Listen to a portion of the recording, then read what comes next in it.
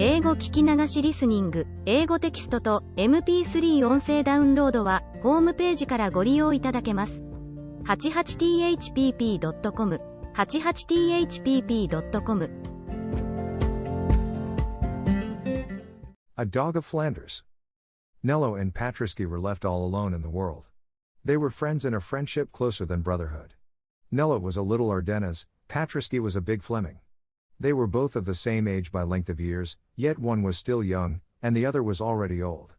They had dwelt together almost all their days, both were orphaned and destitute, and owed their lives to the same hand. It had been the beginning of the tie between them, their first bond of sympathy, and it had strengthened day by day, and had grown with their growth, firm and indissoluble, until they loved one another very greatly.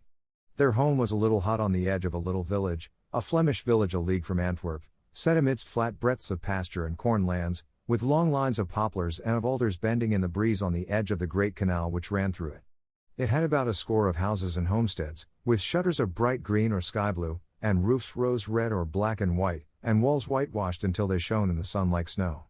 In the center of the village stood a windmill, placed on a little moss-grown slope. It was a landmark to all the level country round.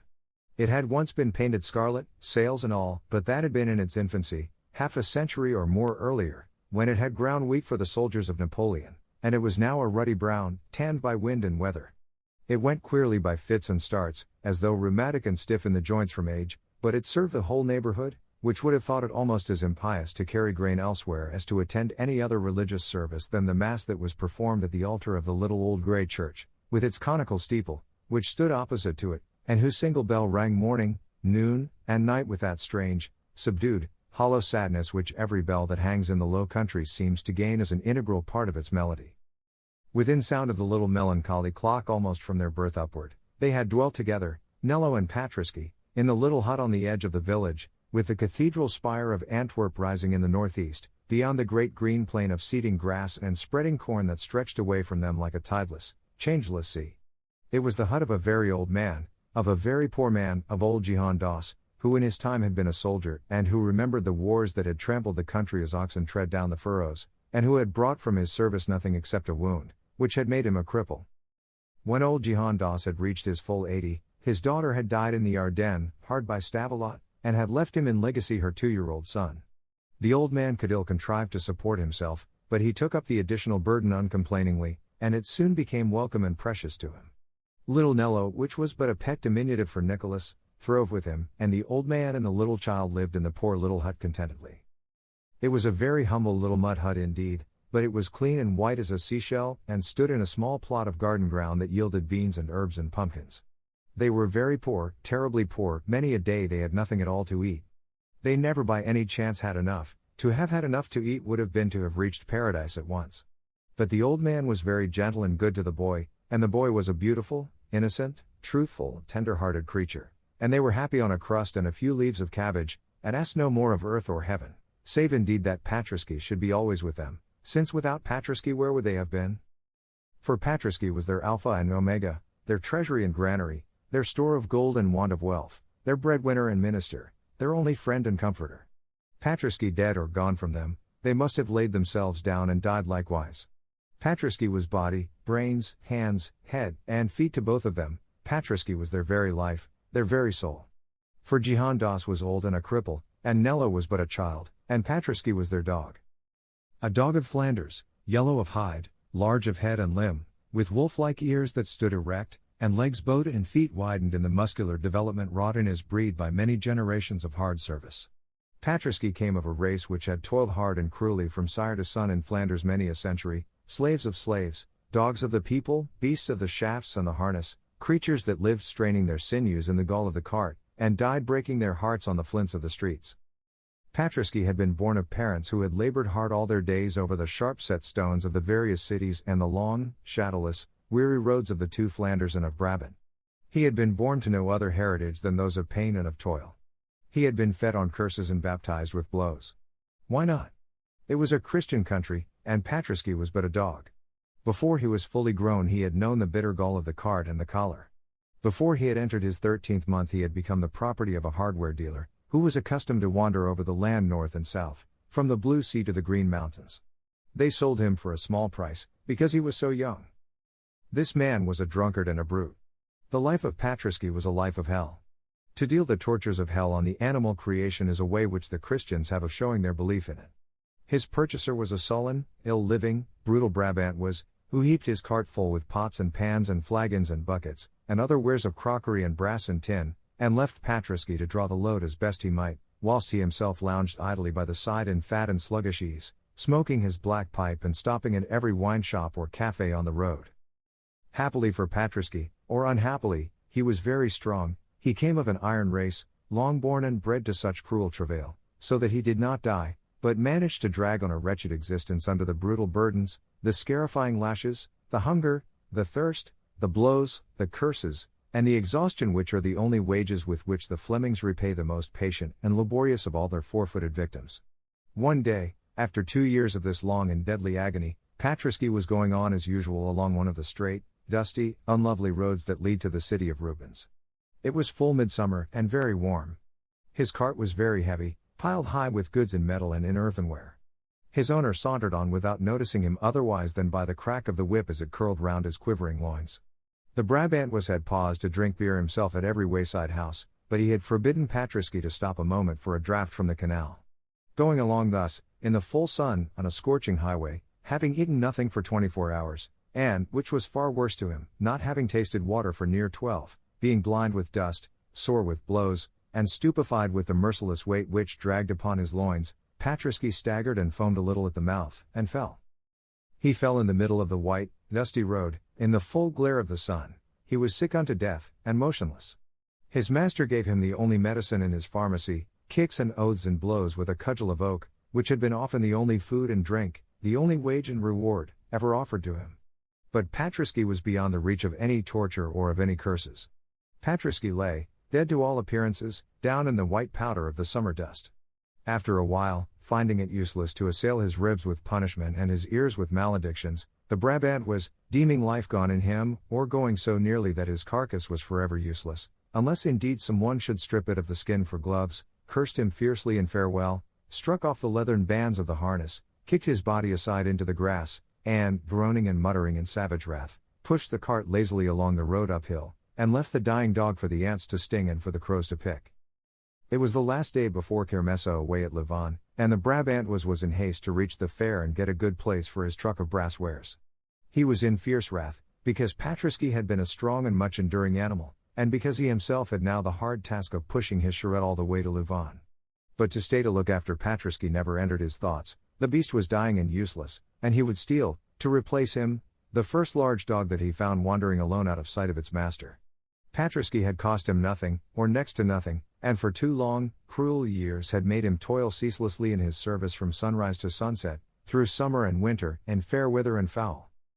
He had got a fair use and a good profit out of Patriski. Being human, he was wise, and left the dog to draw his last breath alone in the ditch, and have his bloodshot eyes plucked out as they might be by the birds, whilst he himself went on his way to beg and to steal, to eat and to drink, to dance and to sing, in the mirth at Louvain. A dying dog, a dog of the cart, why should he waste hours over its agonies at peril of losing a handful of copper coins, at peril of a shout of laughter? Patriski lay there, flung in the grass-green ditch. It was a busy road that day, and hundreds of people, on foot and on mules, in wagons or in carts, went by, tramping quickly and joyously on to Louvain. Some saw him, most did not even look, all passed on. A dead dog more or less, it was nothing in Brabant, it would be nothing anywhere in the world. After a time, among the holidaymakers, there came a little old man who was bent and lame and very feeble. He was in no guise for feasting, he was very poorly and miserably clad, and he dragged his silent way slowly through the dust among the pleasure-seekers. He looked at Patriski, paused, wondered, turned aside, then kneeled down in the rank grass and weeds of the ditch, and surveyed the dog with kindly eyes of pity. There was with him a little rosy, fair-haired, dark-eyed child of a few years old, who pattered in amidst the bushes, for him breast-high, and stood gazing with a pretty seriousness upon the poor, great, quiet beast. Thus it was that these two first met, the little Nello and the big Patriski. The upshot of that day was, that old Jehan Doss, with much laborious effort, drew the sufferer homeward to his own little hut, which was a stone's throw off amidst the fields, and there tended him with so much care that the sickness, which had been a brain seizure brought on by heat and thirst and exhaustion, with time and shade and rest passed away, and health and strength returned, and Patriski staggered up again upon his four stout, tawny legs.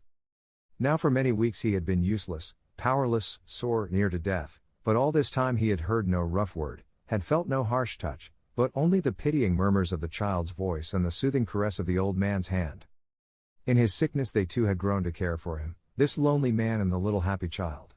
He had a corner of the hut, with a heap of dry grass for his bed, and they had learned to listen eagerly for his breathing in the dark night, to tell them that he lived, and when he first was well enough to essay aloud, hollow, broken bay, they laughed aloud, and almost wept together for joy at such a sign of his sure restoration, and little Nello, in delighted glee, hung round his rugged neck with chains of marguerites, and kissed him with fresh and ruddy lips. So then, when Patriski arose, himself again, strong, big, gaunt, powerful, his great wistful eyes had a gentle astonishment in them that there were no curses to rouse him and no blows to drive him, and his heart awakened to a mighty love, which never wavered once in its fidelity whilst life abode with him. But Patriski, being a dog, was grateful. Patriski lay pondering long with grave, tender, musing brown eyes, watching the movements of his friends. Now, the old soldier, Jihan Das, could do nothing for his living but limp about a little with a small cart, with which he carried daily the milk cans of those happier neighbors who owned cattle away into the town of Antwerp. The villagers gave him the employment a little out of charity, more because it suited them well to send their milk into the town by so honest a carrier, and bide at home themselves to look after their gardens, their cows, their poultry, or their little fields. But it was becoming hard work for the old man. He was 83, and Antwerp was a good league off, or more. Patriski watched the milk cans come and go that one day when he had got well and was lying in the sun with the wreath of marguerites round his tawny neck. The next morning, Patriski, before the old man had touched the cart, arose and walked to it and placed himself betwixt its handles, and testified as plainly as dumb show could do his desire and his ability to work in return for the bread of charity that he had eaten. Jihan Das resisted long, for the old man was one of those who thought it a foul shame to bind dogs to labor for which nature never formed them. But Patriski would not be gainsaid. Finding they did not harness him, he tried to draw the cart onward with his teeth.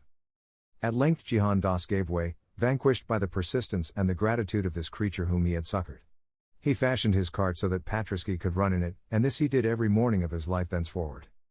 When the winter came, Jihan Das thanked the blessed fortune that had brought him to the dying dog in the ditch that fair day of Louvain, for he was very old, and he grew feebler with each year, and he would ill have known how to pull his load of milk cans over the snows and through the deep ruts in the mud if it had not been for the strength and the industry of the animal he had befriended. As for Patriski, it seemed heaven to him. After the frightful burdens that his old master had compelled him to strain under, at the call of the whip at every step, it seemed nothing to him but amusement to step out with this little light green cart, with its bright brass cans, by the side of the gentle old man who always paid him with a tender caress and with a kindly word. Besides, his work was over by 3 or 4 in the day, and after that time he was free to do as he would, to stretch himself, to sleep in the sun, to wander in the fields, to romp with the young child, or to play with his fellow dogs. Patriski was very happy. Fortunately for his peace, his former owner was killed in a drunken brawl at the Kermesse of Mechlin, and so sought not after him nor disturbed him in his new and well-loved home. A few years later, old Jihan Das, who had always been a cripple, became so paralyzed with rheumatism that it was impossible for him to go out with the cart any more. Then little Nello, being now grown to his 6th year of age, and knowing the town well from having accompanied his grandfather so many times, took his place beside the cart, and sold the milk and received the coins in exchange, and brought them back to their respective owners with a pretty grace and seriousness which charmed all who beheld him. The little Ardennes was a beautiful child, with dark, grave, tender eyes, and a lovely bloom upon his face, and fair locks that clustered to his throat, and many an artist sketched the group as it went by him, the green cart with the brass flagons of Tenier and Miris and Van Tal, and the great tawny-colored, massive dog, with his belt harness that chimed cheerily as he went, and the small figure that ran beside him which had little white feet and great wooden shoes, and a soft, grave, innocent, happy face like the little fair children of Rubens. Nello and Patriski did the work so well and so joyfully together that Jihan Das himself, when the summer came and he was better again, had no need to stir out, but could sit in the doorway in the sun and see them go forth through the garden wicket, and then doze and dream and pray a little, and then awake again as the clock tolled 3 and watch for their return. And on their return Patriski would shake himself free of his harness with a bay of glee, and Nello would recount with pride the doings of the day, and they would all go in together to their meal of rye bread and milk or soup, and would see the shadows lengthen over the great plain, and see the twilight veil the fair cathedral spire, and then lie down together to sleep peacefully while the old man said a prayer. So the days and the years went on, and the lives of Nello and Patriski were happy, innocent and healthful. In the spring and summer especially were they glad. Flanders is not a lovely land, and around the burg of Rubens it is perhaps least lovely of all. Corn and colza, pasture and plough, succeed each other on the characterless plain in wearying repetition, and save by some gaunt grey tower, with its peal of pathetic bells, or some figure coming athwart the fields, made picturesque by a gleaner's bundle or a woodman's faggot, there is no change, no variety, no beauty anywhere, and he who has dwelt upon the mountains or amidst the forests feels oppressed as by imprisonment with the tedium and the endlessness of that vast and dreary level. But it is green and very fertile, and it has wide horizons that have a certain charm of their own even in their dullness and monotony, and among the rushes by the waterside the flowers grow, and the trees rise tall and fresh where the barges glide with their great hulks black against the sun, and their little green barrels and vari-colored flags gay against the leaves.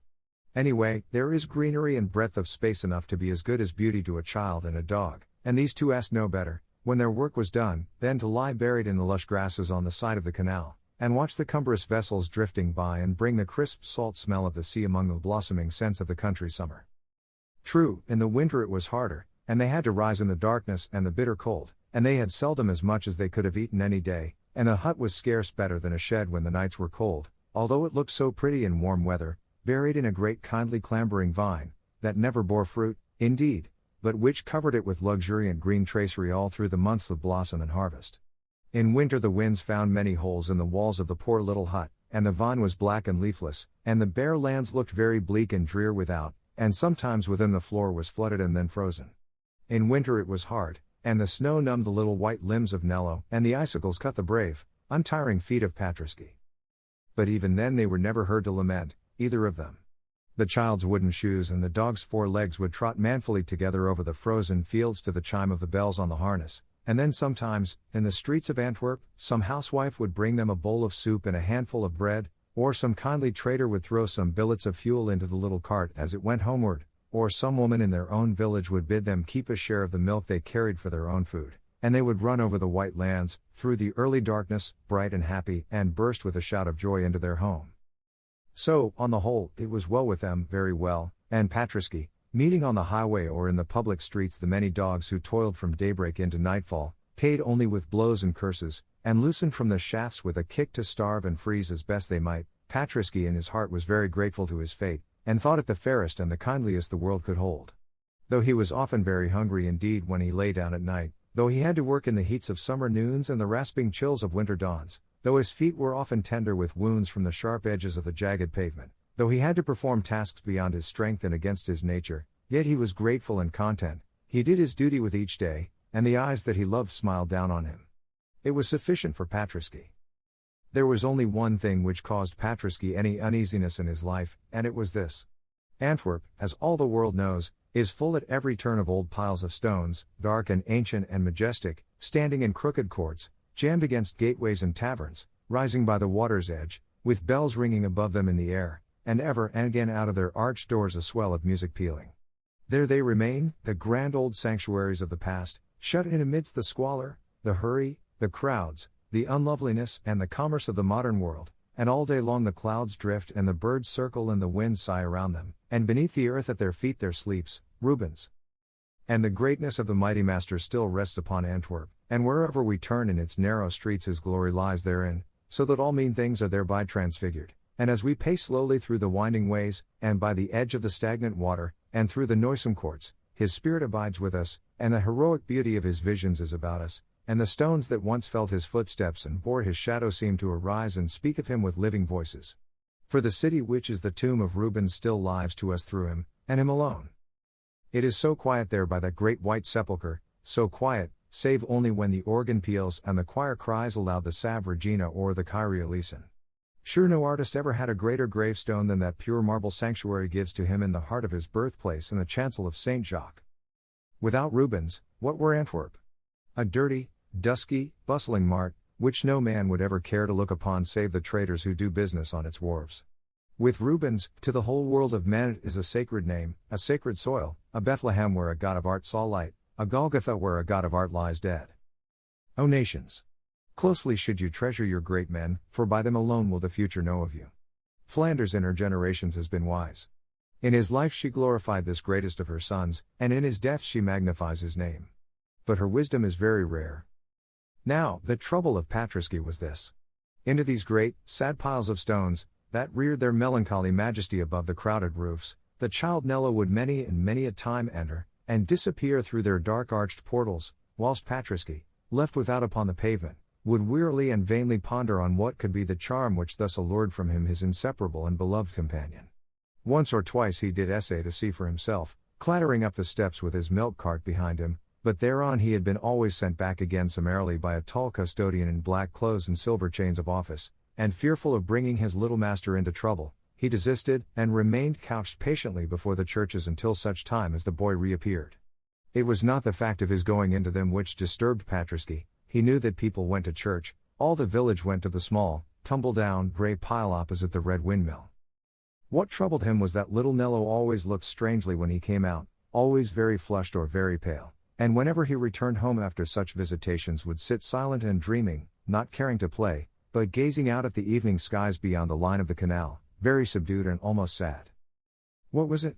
Wondered Patriski. He thought it could not be good or natural for the little lad to be so grave, and in his dumb fashion he tried all he could to keep Nello by him in the sunny fields or in the busy marketplace. But to the churches Nello would go, most often of all would he go to the great cathedral, and Patriski, left without on the stones by the iron fragments of Quentin Matsis's gate, would stretch himself and yawn and sigh, and even howl now and then, all in vain, until the doors closed and the child perforce came forth again, and winding his arms about the dog's neck would kiss him on his broad, tawny-colored forehead, and murmur always the same words, "If I could only see them, Patriski. If I could only see them." What were they? Pondered Patriski, looking up with large, wistful, sympathetic eyes. One day, when the custodian was out of the way and the doors left ajar, he got in for a moment after his little friend and saw. They were two great covered pictures on either side of the choir. Nello was kneeling, wrapped as in an ecstasy, before the altar picture of the Assumption, and when he noticed Patriski, and rose and drew the dog gently out into the air, his face was wet with tears, and he looked up at the veiled places as he passed them, and murmured to his companion, "It is so terrible not to see them, Patriski, just because one is poor and cannot pay." He never meant that the poor should not see them when he painted them, I am sure. He would have had us see them any day, every day, that I am sure. And they keep them shrouded there, shrouded in the dark, the beautiful things, and they never feel the light, and no eyes look on them, unless rich people come and pay. If I could only see them, I would be content to die. But he could not see them, and Patriski could not help him, for to gain the silver piece that the church exacts as the price for looking on the glories of the elevation of the cross and the descent of the cross was a thing as utterly beyond the powers of either of them as it would have been to scale the heights of the cathedral spire. They had never so much as a sou to spare. If they cleared enough to get a little wood for the stove, a little broth for the pot, it was the utmost they could do. And yet the heart of the child was set in sore and endless longing upon beholding the greatness of the two veiled Rubens. The whole soul of the little Ardennes thrilled and stirred with an absorbing passion for art. Going on his ways through the old city in the early days before the sun or the people had risen, Nello, who looked only a little peasant boy, with a great dog drawing milk to sell from door to door, was in a heaven of dreams whereof Rubens was the god. Nello, cold and hungry, with stockingless feet in wooden shoes, and the winter winds blowing among his curls and lifting his poor thin garments, was in a rapture of meditation, wherein all that he saw was the beautiful fair face of the Mary of the Assumption, with the waves of her golden hair lying upon her shoulders, and the light of an eternal sun shining down upon her brow. Nello, reared in poverty, and buffeted by fortune, and untaught in letters, and unheeded by men, had the compensation or the curse which is called genius. No one knew it. He as little as any. No one knew it. Only indeed Patriski, who, being with him always, saw him draw with chalk upon the stones any and everything that grew or breathed, heard him on his little bed of hay murmur all manner of timid, pathetic prayers to the spirit of the great master, watched his gaze darken and his face radiate at the evening glow of sunset or the rosy rising of the dawn, and felt many and many a time the tears of a strange, nameless pain and joy, mingled together, fall hotly from the bright young eyes upon his own wrinkled yellow forehead. I should go to my grave quite content if I thought, Nello, that when thou growest a man thou couldst own this hut and a little plot of ground, and labor for thyself, and be called boss by thy neighbors, said the old man Jehan many an hour from his bed. For to own a bit of soil, and to be called boss, master, by the hamlet round, is to have achieved the highest ideal of a Flemish peasant, And the old soldier, who had wandered over all the earth in his youth, and had brought nothing back, deemed in his old age that to live and die on one spot in contented humility was the fairest fate he could desire for his darling. But Nello said nothing. The same leaven was working in him that in other times begat Rubens and your dance and the Van Eycks, and all their wondrous tribe, and in times more recent begat in the green country of the Ardennes, where the muse washes the old walls of Dijon, the great artist of the Patroclus, whose genius is too near us for us aright to measure its divinity. Nello dreamed of other things in the future than of tilling the little root of earth, and living under the wattle roof, and being called Boz by neighbors a little poorer or a little less poor than himself. The cathedral spire, where it rose beyond the fields in the ruddy evening skies or in the dim, grey, misty mornings, said other things to him than this. But these he told only to Patrasche, whispering, childlike, his fancies in the dog's ear when they went together at their work through the fogs of the daybreak, or lay together at their rest among the rustling rushes by the water's side. For such dreams are not easily shaped into speech to awake the slow sympathies of human auditors, and they would only have sorely perplexed and troubled the poor old man bedridden in his corner, who, for his part, whenever he had trodden the streets of Antwerp, had thought the daub of blue and red that they called a Madonna, on the walls of the wine shop where he drank his sou's worth of black beer, quite as good as any of the famous altarpieces for which the stranger folk travelled far and wide into Flanders from every land on which the good sun shone. There was only one other beside Patrasche to whom Nello could talk at all of his daring fantasies. This other was little Alois, who lived at the old red mill on the grassy mound, and whose father, the miller, was the best-to-do husbandman in all the village. Little Alois was only a pretty baby with soft round, rosy features, made lovely by those sweet dark eyes that the Spanish rule has left in so many a Flemish face, in testimony of the Alvan dominion, as Spanish art has left broad-sown throughout the country majestic palaces and stately courts, gilded house fronts and sculptured lintels, histories in blazonry and poems in stone. Little Alois was often with Nello and Patrasche. They played in the fields, they ran in the snow, they gathered the daisies and bilberries, they went up to the old grey church together, and they often sat together by the broad wood fire in the mill house. Little Alois, indeed, was the richest child in the hamlet. She had neither brother nor sister, her blue serge dress had never a hole in it, at Kermesse she had as many gilded nuts and agnidae in sugar as her hands could hold, and when she went up for her first communion her flaxen curls were covered with a cap of richest Mechlin lace, which had been her mother's and her grandmother's before it came to her. Men spoke already, though she had but 12 years, of the good wife she would be for their sons to woo and win, but she herself was a little gay, simple child, in nowise conscious of her heritage, and she loved no playfellow so well as Jehan Das's grandson and his dog. One day her father, Boz Coges, a good man, but somewhat stern, came on a pretty group in the long meadow behind the mill, where the aftermath had that day been cut. It was his little daughter sitting amidst the hay, with the great tawny head of Patrasche on her lap, and many wreaths of poppies and blue cornflowers round them both, on a clean smooth slab of pine with the boy Nello drew their likeness with a stick of charcoal. The miller stood and looked at the portrait with tears in his eyes, it was so strangely like, and he loved his only child closely and well. Then he roughly chid the little girl for idling there whilst her mother needed her within, and sent her indoors crying and afraid. Then, turning, he snatched the wood from Nello's hands. "Dost do much of such folly?" he asked, but there was a tremble in his voice. Nello colored and hung his head. "I draw everything I see," he murmured. The miller was silent, then he stretched his hand out with a franc in it. "It is folly, as I say, and evil waste of time, nevertheless, it is like Alois, and will please the house mother. Take this silver bit for it and leave it for me." The color died out of the face of the young Ardennes, he lifted his head and put his hands behind his back. "Keep your money and the portrait both, Boz Coges," he said, simply. "You have been often good to me." Then he called Patrasche to him, and walked away across the field. "I could have seen them with that franc," he murmured to Patrasche, "but I could not sell her picture, not even for them." Boz Coges went into his mill house sore troubled in his mind. "That lad must not be so much with Alois," he said to his wife that night. "Trouble may come of it hereafter, he is 15 now, and she is 12, and the boy is comely of face and form." "And he is a good lad and a loyal," said the housewife, feasting her eyes on the piece of pine wood where it was throned above the chimney with a cuckoo clock in oak and a Calvary in wax. "Yea, I do not gainsay that," said the miller, draining his pewter flagon. "Then, if what you think of were ever to come to pass," said the wife, hesitatingly, "would it matter so much? She will have enough for both, and one cannot be better than happy." "You are a woman, and therefore a fool," said the miller, harshly, striking his pipe on the table. "The lad is naught but a beggar, and, with these painters' fancies, worse than a beggar. Have a care that they are not together in the future, or I will send the child to the surer keeping of the nuns of the Sacred Heart. The poor mother was terrified, and promised humbly to do his will. Not that she could bring herself altogether to separate the child from her favorite playmate, nor did the miller even desire that extreme of cruelty to a young lad who was guilty of nothing except poverty. But there were many ways in which little Alois was kept away from her chosen companion, and Nello, being a boy proud and quiet and sensitive, was quickly wounded, and ceased to turn his own steps and those of Patriski, as he had been used to do with every moment of leisure, to the old red mill upon the slope.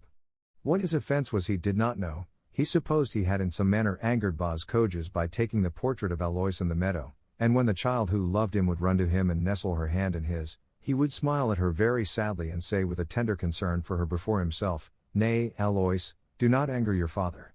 He thinks that I make you idle, dear, and he is not pleased that you should be with me. He is a good man and loves you well, we will not anger him, Alois." But it was with a sad heart that he said it, and the earth did not look so bright to him as it had used to do when he went out at sunrise under the poplars down the straight roads with Patriski. The old red mill had been a landmark to him, and he had been used to pause by it, going and coming, for a cheery greeting with its people as her little flaxen head rose above the low mill wicket, and her little rosy hands had held out a bone or a crust to Patriski. Now the dog looked wistfully at a closed door, and the boy went on without pausing, with a pang at his heart, and the child sat within with tears dropping slowly on the knitting to which she was set on her little stool by the stove, and Bas Coges, working among his sacks and his mill gear, would harden his will and say to himself, "It is best so. The lad is all but a beggar, and full of idle, dreaming fooleries. Who knows what mischief might not come of it in the future?" So he was wise in his generation, and would not have the door unbarred, except upon rare and formal occasion, which seemed to have neither warmth nor mirth in them to the two children, who had been accustomed so long to a daily gleeful, careless, happy interchange of greeting, speech, and pastime, with no other watcher of their sports or auditor of their fancies than Patriski, sagely shaking the brazen bells of his collar and responding with all a dog's swift sympathies to their every change of mood. All this while the little panel of pine wood remained over the chimney in the mill kitchen with the cuckoo clock and the waxen calvary, and sometimes it seemed to Nello a little hard that whilst his gift was accepted he himself should be denied. But he did not complain. It was his habit to be quiet. Old Jehan Doss had said ever to him, "We are poor, we must take what God sends, the ill with the good, the poor cannot choose." To which the boy had always listened in silence, being reverent of his old grandfather, but nevertheless a certain vague, sweet hope, such as beguiles the children of genius, had whispered in his heart, "Yet the poor do choose sometimes, choose to be great, so that men cannot say them nay." And he thought so still in his innocence, and one day, when the little Alois, finding him by chance alone among the cornfields by the canal, ran to him and held him close, and sobbed piteously because the morrow would be her saint's day, and for the first time in all her life her parents had failed to bid him to the little supper and romp in the great barns with which her feast day was always celebrated, Nello had kissed her and murmured to her in firm faith, "It shall be different one day, Alois. One day that little bit of pine wood that your father has of mine shall be worth its weight in silver, and he will not shut the door against me then. Only love me always, dear little Alois, only love me always, and I will be great." "And if I do not love you?" the pretty child asked, pouting a little through her tears, and moved by the instinctive coquetries of her sex. Nello's eyes left her face and wandered to the distance, where in the red and gold of the Flemish night the cathedral spire rose. There was a smile on his face so sweet and yet so sad that little Alois was awed by it. "I will be great still," he said under his breath, "great still, or die, Alois." "You do not love me," said the little spoiled child, pushing him away, but the boy shook his head and smiled, and went on his way through the tall yellow corn, seeing as in a vision some day in a fair future when he should come into that old familiar land and ask Alois of her people, and be not refused or denied, but received in honor, whilst the village folk should throng to look upon him and say in one another's ears, "Dost see him? He is a king among men, for he is a great artist and the world speaks his name, and yet he was only our poor little Nello, who was a beggar as one may say, and only got his bread by the help of his dog." And he thought how he would fold his grandsire in furs and purples, and portray him as the old man is portrayed in the family in the chapel of Saint Jacques, and of how he would hang the throat of Patriski with a collar of gold, and place him on his right hand, and say to the people, "This was once my only friend," and of how he would build himself a great white marble palace, and make to himself luxuriant gardens of pleasure, on a slope looking outward to where the cathedral spire rose, and not dwell in it himself, but summon to it, as to a home, all men young and poor and friendless, but of the will to do mighty things, and of how he would say to them always, if they sought to bless his name, "Nay, do not thank me, thank Rubens. Without him, what should I have been?" And these dreams, beautiful, impossible, innocent, free of all selfishness, full of heroical worship, were so closely about him as he went that he was happy, happy even on this sad anniversary of Aloysius' Saint's Day, when he and Patriski went home by themselves to the little dark hut and the meal of black bread, whilst in the mill house all the children of the village sang and laughed, and ate the big round cakes of Dijon and the almond gingerbread of Brabant, and danced in the great barn to the light of the stars and the music of flute and fiddle. "Never mind, Patriski," he said, with his arms round the dog's neck as they both sat in the door of the hut, where the sounds of the mirth at the mill came down to them on the night air. "Never mind. It shall all be changed by and by." 英語聞き流しリスニング、英語テキストと MP3 音声ダウンロードはホームページからご利用いただけます。88thpp.com、88thpp.com